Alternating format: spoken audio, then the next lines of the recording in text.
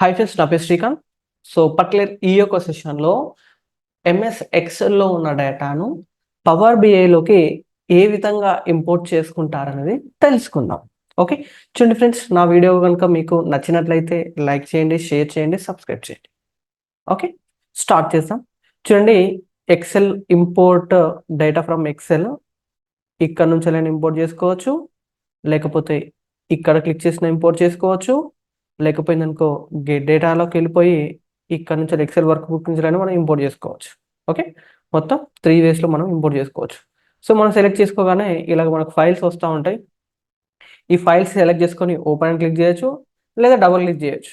So double click చేస్తే ఆటోమేటిక్గా file అనేది కనెక్ట్ అవుతుంది. డేటా అనేది లోడ్ కాదు, గుర్తుపెట్టుకోండి. ఓకేనా, ఆటోమేటిక్గా ఫైల్ కనెక్ట్ అవుతుంది. కనెక్ట్ అయినప్పుడు ఈ విధంగా నావిగేటర్ విండో వస్తుంది. ఈ నావిగేటర్ విండోలో ఫస్ట్ మనకు సెర్చ్ ఐకాన్ వస్తుంది. సెర్చ్ అంటే ఏంటంటే మనకు సమ్ టైమ్స్ రియల్ టైంలో కనెక్ట్ అయినప్పుడు చాలా ఎక్సెల్ షీట్స్ ఉంటాయి. ఉన్నప్పుడు ఆ యొక్క నేమ్స్ కనుక మనకు కావాల్సిన ఎక్సెల్ షీట్ యొక్క నేమ్ కనుక సెర్చ్ చేస్తే ఈ విధంగా ఎక్సెల్ షీట్స్ వస్తూ ఉంటాయి. వద్దంటే క్యాన్సిల్ చేయవచ్చు. తర్వాత ఇక్కడ display options, only selected items అంటే ఓన్లీ సెలెక్టెడ్ ఐటమ్సే కనబడతాయి.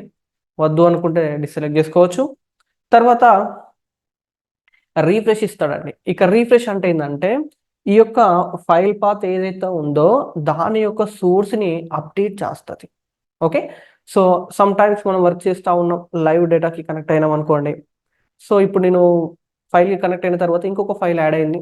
ఆ ఫైల్ మనకి ఇక్కడ విజిబుల్ కావట్లేదు అనుకున్నప్పుడు ఇక్కడ రీఫ్రెష్ చేస్తే ఏం చేస్తుందంటే ఆ ఫైల్ ఆ యొక్క ఎక్సెల్ వర్క్ బుక్లో ఉన్న డేటాని రీఫ్రెష్ చేస్తుంది. చేసినప్పుడు కొత్త షీట్ ఏదైతే యాడ్ ఉందో ఆ యాడ్ అయిన షీట్ ఇక్కడ కనపెడతా ఉంటుంది. ఓకేనా, తర్వాత ఇది సెలెక్ట్ చేసుకోవాలి. సెలెక్ట్ చేసుకోలేదు కాబట్టిగా చూడండి, లోడ్ ట్రాన్స్ఫార్మ్ అనేది డిజబుల్లో ఉన్నాయి. ఎందుకంటే నేను ఇక్కడ ఏ ఫైల్ కావాలనేది సెలెక్ట్ చేయలేదు. ఓకే, ఇప్పుడు ఫైల్ సెలెక్ట్ చేసినట్లయితే ఈ విధంగా మనకు ఆ డేటా కనబడుతూ ఉంటుంది. ఓకే, అప్పుడు మనకి ఇక్కడ ఇంకొక రీఫ్రెష్ బటన్ వస్తుంది.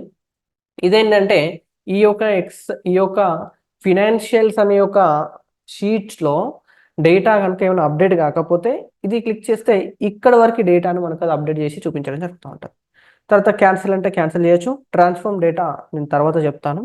తర్వాత లోడ్ క్లిక్ చేస్తే ఇక్కడ మనం ఏమైతే సెలెక్ట్ చేసుకుంటామో ఆ సెలెక్ట్ చేసిన డేటా మాత్రం మనకు పవర్ బిఐలోకి లోడ్ అవ్వడం జరుగుతూ ఉంటుంది. చూడండి, ఒకసారి కనుక మనం చూసినట్లయితే ఈ విధంగా మనకు డేటా అనేది లోడ్ అయిన డేటా ఇలా కనబడుతూ ఉంటుంది. సో మనం రైట్ సైడ్ కనుక చూసుకున్నట్లయితే చూడండి, ఈ విధంగా ఫినాన్షియల్ ఫైల్స్ ఉంటాం. ఈ ఫినాన్షియల్ ఫైల్స్లో ఉన్న ఇది టేబుల్లో ఎన్ని కాలమ్స్ ఉన్నాయి, కాలమ్స్ ఇక్కడ కనబడుతూ ఉంటాయి. తర్వాత నెక్స్ట్ మనము మోడల్ వ్యూలోకి వెళ్ళిపోతే ఈ విధంగా మనకు దాని యొక్క మోడల్ కనబడుతూ ఉంటుంది. డాక్స్ వ్యూకి వెళ్ళిపోయినారు అనుకోండి, చూడండి ఇక్కడ జస్ట్ ఎవాల్యుయేట్,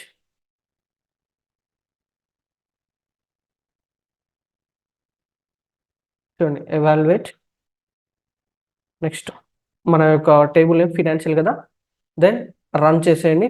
చూడండి, ఈ విధంగా కూడా మనకు డేటా అనేది రావడం జరుగుతుంది. Thank you.